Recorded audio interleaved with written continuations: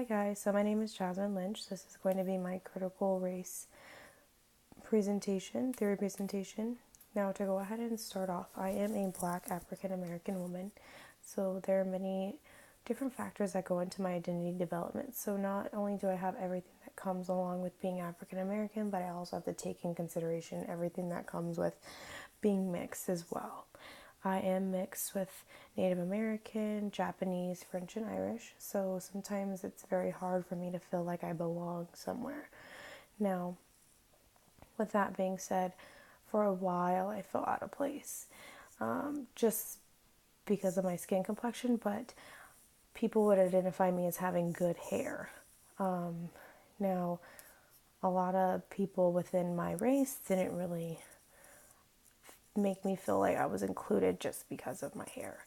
And for a while, up until maybe about high school, is when I was able to go ahead, feel comfortable with myself, have confidence, and embrace who I was, that I was mixed, that I wasn't not just African American, that I was a part of all of the different cultures and their communities as well.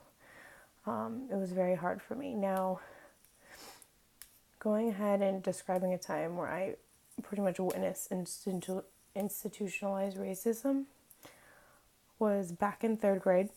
So just to go ahead and talk to you about the backstory of that. It all started because me and this one girl who was Latino and Black, she was considered what they call light skin now. But back in the day, everyone tried to be a line leader. So what had happened was that she was a line leader and I got behind her. But I guess she felt that maybe I was trying to be the line leader, so she shoved me pretty hard. And I went ahead and I shoved her back. And then what had happened was that she went ahead and caused a scene. So then the teacher got involved. We went to the principal's office. And then after the principal's office is when we had a whole discussion about what had happened. She told her side of the story first, which I honestly think that kind of swayed the principal's decision. So I went ahead and told him my story after. Keep in mind, we did go to a Catholic school, so if that has anything to do with anything. How that all ended was I ended up getting suspended, and she didn't, knowing that she started it, but from her point of view, it was myself that started the fight, not her.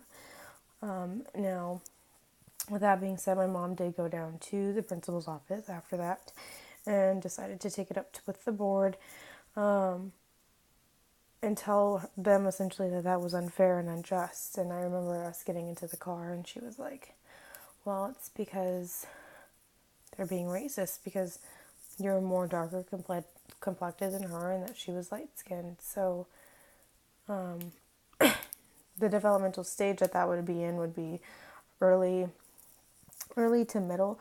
Actually early, because I was in third grade. But I had no idea what racism was back then until my mom had to tell me that was what that was. Even if it wasn't, that was probably the only time that I've ever experienced that, like firsthand, with something that was unjust, to the point where I actually had to get suspended, and then eventually it affecting my whole school career later on, and trying to get into another private school was very hard. I had to go back to public school because of it. So it kind of swayed my whole school academic career. Now, with being able to apply CRT, what I would say is that how I would challenge power structures would be CRT focuses only on the obvious aspects of racism. So what I would say is focus on the non-obvious aspects of racism. So really making sure that even the acute forms, it is still there.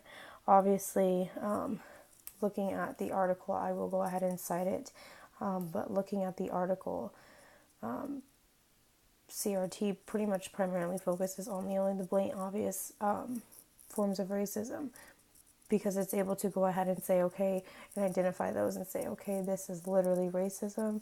How are we going to address that and how are we going to fix that? Whereas there could be acute forms of racism that people just bypass because it might be considered normal. Now, also thinking back on that personal experience that I had and how I would respond differently would be to simply just take into account maybe I could have fought a little bit harder for my point of view and my right. I kind of just accepted the suspension.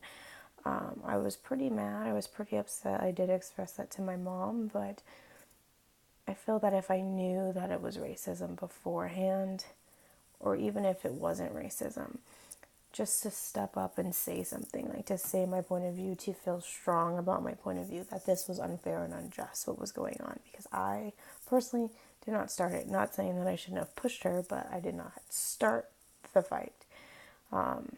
So I feel that I should probably have stepped up and said something and have been vocal about it, as opposed to just taking the suspension and then affecting my whole academic career.